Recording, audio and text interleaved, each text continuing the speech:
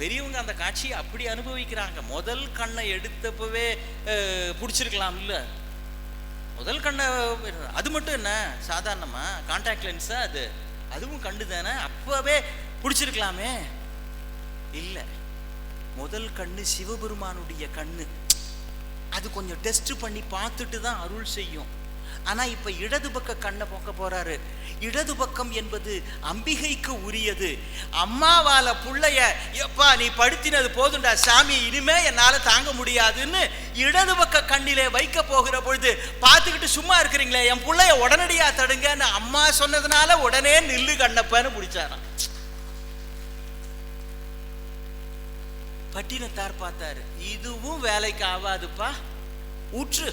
இந்த சாமி கும்பிடுறது, ஈடேறது, ஆட்கொள்ளப்படுறது இதெல்லாம் நமக்கு சரியே வராது. முடிவு பண்ணிட்டேன். வாளால் மகவறிந்து ஊட்ட வல்லேன் அல்லன் சிறுத்துண்டன், மாது சொன்ன சூழால் இளமை துறக்க வல்லேன் அல்லன் திருநீலகண்டன், நாள் 6 கண் இழந்து அப்ப வல்லேன் அல்லன் கண்ணப்பன். கண் இழந்து அப்பறதுன்றது கூட சாத்தியம் 6 நாள்ல. நான் ஏன் சாத்தியம்னு சொல்றேன்னா, இப்ப கண்ணில் ஏதாவது ஒன்று பட்டுதுன்னா வலிக்கும்.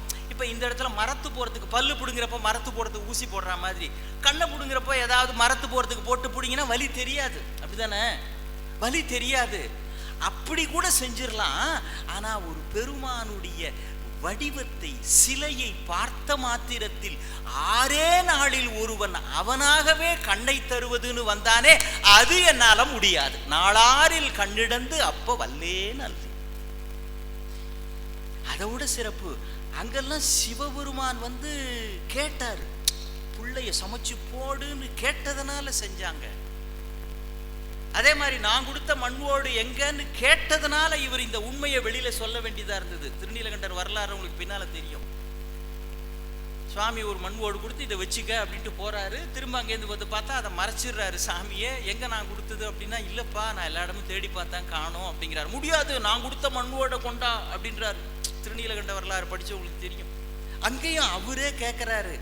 அதனால் அவருடைய பக்தி வெளிப்பட்டது. கண்ணப்பனிடத்தில் சிவபெருமான் எதுவுமே கேட்கல, உன் கண்ணை குடுன்னு கேட்கல, எதுவுமே கேட்காமல் இவனாகவே கண்ணை முன்வந்து கொடுக்கிறான் என்றால் மற்றது கூட முடியுமோ தெரியல, கண்ணப்பன் மாதிரி என்னால முடியாது. நாளாரில் கண்ணிடந்து அப்ப வல்லேன் அல்லன். அடுத்த வரி தாங்க பட்டினத்தார் கேட்கிற கேள்வி, நான் உனக்கு ஆளாவது எப்படியோ, நான் எப்படி உனக்கு ஆளாக போறேன், உன்னுடைய அருளுக்கு நான் எப்படி ஆளாக போகிறேன்? நீதான் வந்து நீ ஆட்கொள்றது அப்படின்னாலே இந்த பாடுபடுத்துறிய, நான் என்ன பண்றது? என்னால அப்படியெல்லாம் முடியாதுப்பா, என்ன செய்யறது? நான் ஆளாவது எப்படியோ காலத்தின் ஆதருக்கே, எப்படி நான் ஆளாக போகிறேன்? இப்போ மாணிக்க வாசகர் இதற்கு பதில் சொல்லுகிறார். எப்படி ஆளாவது? இப்ப நம்மளும் அதே நிலை தானே. நம்மளும் என்ன, என்னால முடியாதுங்க இப்படிலாம் பண்றது, அஜ்ஜா நடக்கிற கதையா இது, என்னால முடியாது. அம்மாப்பேட்டை பெருமக்களுக்கு முடியுமோ தெரியல, என்னால முடியாது. பட்டினத்தார் சொல்றார், ஆளாவது எப்படியோ காலத்தின் ஆதனுக்கே. இது ஒரு பக்கம் இருக்கட்டும்.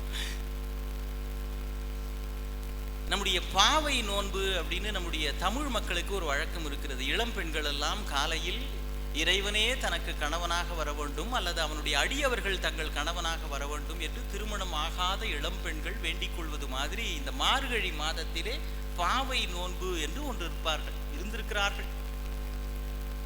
திருப்பாவையிலையும் அப்படிதான், கண்ணனே தனக்கு கணவனாக வர வேண்டும்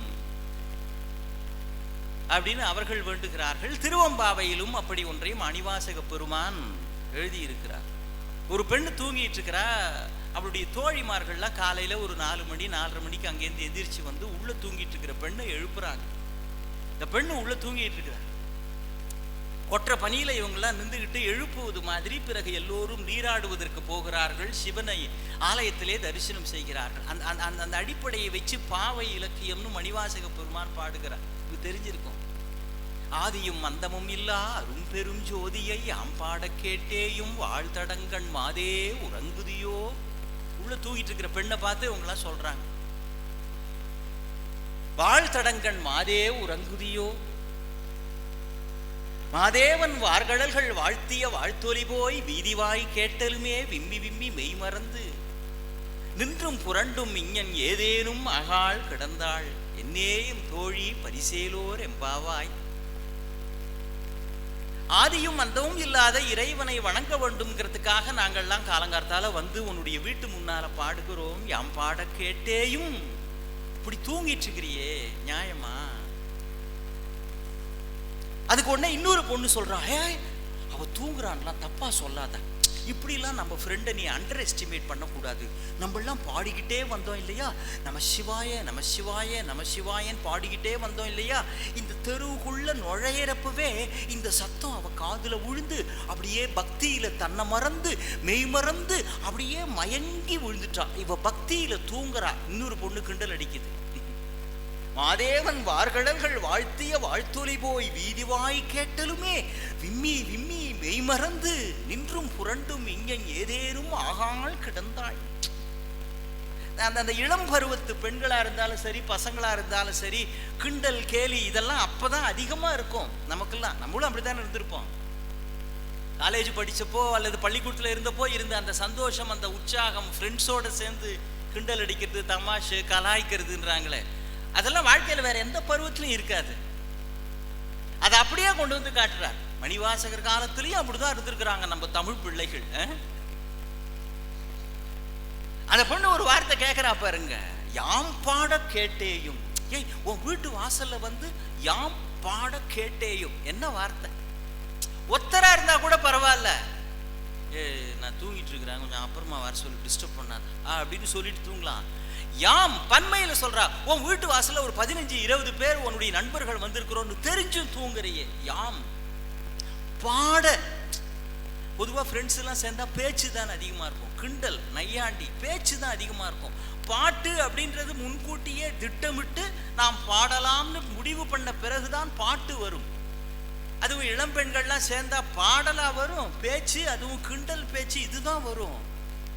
என்னடா நம்ம தோழிகள்லாம் வாசல்ல வந்து பாடுறாங்களே, அதுவும் நம்ம ஃப்ரெண்ட்ஸுங்கெல்லாம் பாடுறாங்களே, அதுவும் சிவனை பத்தி பாடுறாங்களே, இதுங்களுக்கெல்லாம் என்ன ஆச்சுன்னாவது நீ முழிச்சிருக்கணும். யாம் பாட கேட்டேயே. என்னது கேட்டேயும்? அந்த பொண்ணு உள்ள தூங்கிட்டு இருக்குது, அவ கேட்கறான்னு இவங்களுக்கு எப்படி தெரியும்? கேட்டேயும்ன்றாரு இல்ல சார். இப்ப நீங்க என்ன பாக்குறீங்க, இல்ல நான் உங்களை பாக்குறேன் அப்படின்றத கண்டுபிடிச்சிடலாம். என் முகம் உங்க பக்கம் திரும்பி இருக்கும், என்னுடைய கண்கள் உங்களை பார்க்கும். சரி, அப்ப நான் பார்க்கிறேன், நீங்க என்ன பார்க்கறீங்க, பார்ப்பதுன்றத கண்டுபிடிச்சிடலாம். அதே மாதிரி சாப்பிடுறது அப்படின்றதையும் கண்டுபிடிச்சிடலாம் இல்ல. வாய் அசையும். இங்க ரொம்ப அழகா கட்டுக்கோப்பா நடத்துறாங்க. சில கூட்டத்துல நாங்க பேசிக்கிட்டே இருப்போம். அப்ப கூட்டத்துல வந்தவங்களுக்கு எல்லாம் டீ கொடுப்பாங்க, மிக்சர் கொடுப்பாங்க, எல்லாம் மிக்சர் தின்னுக்கிட்டே இருப்பாங்க. நாங்க மட்டும் தொண்டை தண்ணி போக போக கத்திட்டு கிடப்போம். வரவங்களுக்குலாம் வரிச்சா மிக்சர் கொடுத்துட்டு இருப்பாங்க. அவங்களுக்கு நீ பேசு நீ பேசு, எப்பா இன்னொரு டீ கொடுப்பா, இவரு ஹோட்டலில் ஆர்டர் பண்ணுற மாதிரி இன்னொரு டீ கொடுப்பா, கொஞ்சம் சர்க்கரை அதிகமாக போடு. இது வேற. நான் இங்கே சரக்கு மாஸ்டர் மாதிரி உக்காந்துக்கிட்டு நாங்கள் பாட்டு கத்திட்டு கிடப்போம். வாய் அசையும், கண்டுபிடிக்கலாம். சாப்பிடுவதை, பார்ப்பதை கண்ணை வைத்து கண்டுபிடிக்கலாம்.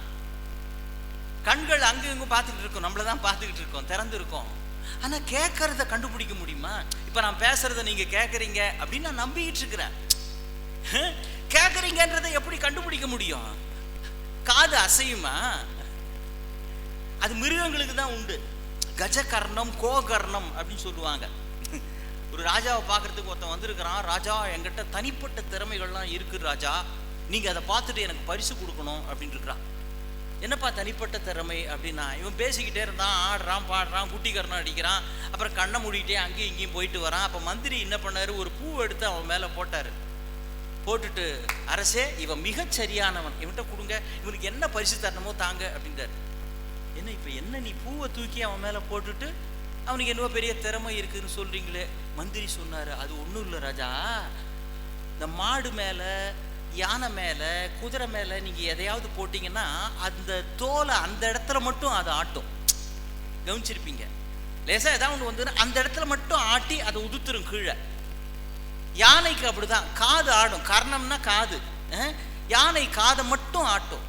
பசுவும் காதை மட்டும் ஆட்டும். கோ கர்ணம் கஜ கர்ணம் அப்படிம்பாங்க. இப்போ கேட்குறப்போ நமக்கு அது மாதிரி எந்த கர்ணமும் இல்லை, கர்ணம் சும்மா அப்படியே தான் இருக்கும். கேட்குறீங்கன்றதை எப்படி சொல்றது, கண்டுபிடிக்கிறது? சார் ஒரு முக்கியமான சயின்ஸ் பாருங்க, அதை மாணிக்கவாசகர் அப்படியே வைக்கிறாரு. நம்ம கண்ணை மூடிட்டா கண்ணு வேலை செய்யாது. கண்ணை மூடிட்டான்னா இமைகள் மூடி இருந்தா, நீங்க என்னவோ ஏதோன்னு பயந்துடாதீங்க. கண்கள் மூடி இருக்கு, இமைகள் மூடி இருக்கு அப்படின்னா கண்ணுக்கு எதுவும் தெரியாது. அந்த நேரத்தில் முன்னால வச்சா எதுவும் தெரியாது. சரி, வாயை மூடிட்டா எதுவும் வாய்க்குள்ள போகாது. ஆனா நாம முழிச்சிருந்தாலும் முழிக்கலன்னாலும் கேட்கணும்னு விரும்பினாலும் விரும்பலனாலும் சப்தங்களும் வார்த்தைகளும் பாடல்களும் உள்ளுக்குள்ள போய்கிட்டே இருக்கும். காது 24x7 ஒர்க் பண்ணிக்கிட்டே இருக்குது. அதுக்கு எந்த விதமான தடையும் கிடையாது.